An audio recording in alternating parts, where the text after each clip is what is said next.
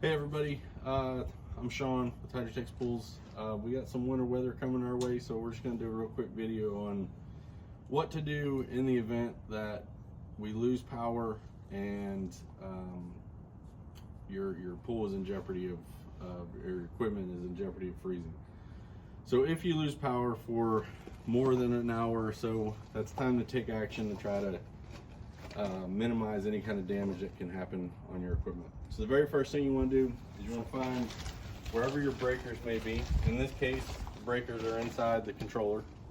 They may be inside the controller, they may be in a sub panel next to the equipment, they might be inside your house, in your garage, in your main panel. Either way, you need to find where those breakers are, come out to them and turn them all off. Turn everything that's labeled pool equipment, turn everything off. That way, after you've drained the entire system and it's sitting and idle, when the power comes back on, you don't want your pumps turning on and then running dry and burning up, and then it's just a terrible situation. So turn off your breakers and leave them off until we're ready to turn everything back on as a whole. From there, you want to go to your main filter pump. That's what this thing right here looks like. So from there, you want to take off your lid, flip it upside down, and there are two drain plugs, one on the front end and one on the back end. Unscrew both of those, all the way water will drain out of the main pump. From there, you can take the plugs, throw them in the basket so you don't lose them, and then leave your pump lid upside down like that. Then you want to move to your filter. On the filter, release the air release on the top, and then from there, undo your drain plug on the bottom. When you undo that drain plug, make sure you're standing out of the way, because there's going to be a ton of water that comes out of there and you don't want to get soaking wet.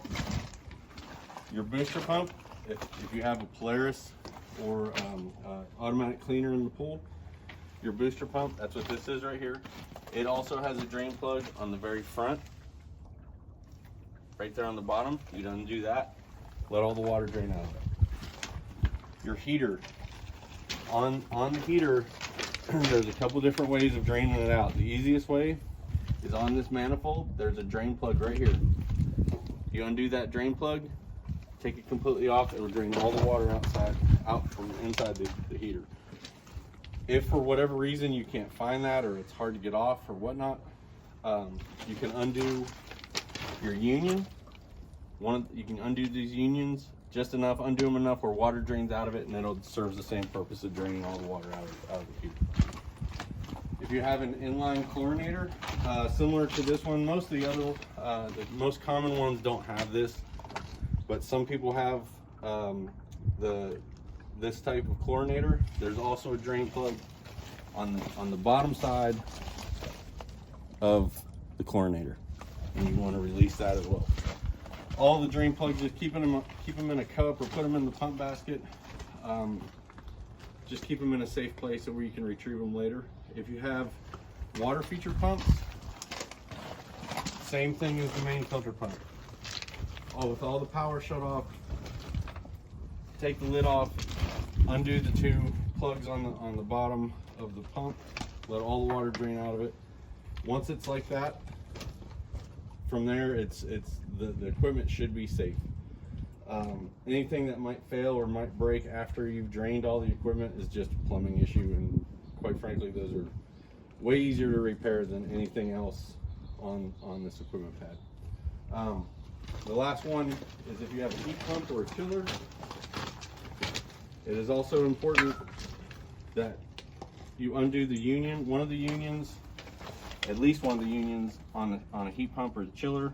You just unscrew this, let the water drain out. You'll hear the water start draining out, and all that does is it removes it from the unit so it can't, the water can't freeze and expand and crack the inside. So make sure your pool is filled with water before the cold weather gets here. Once the cold weather gets here and your hose is frozen and your water spigot's frozen, that's too late.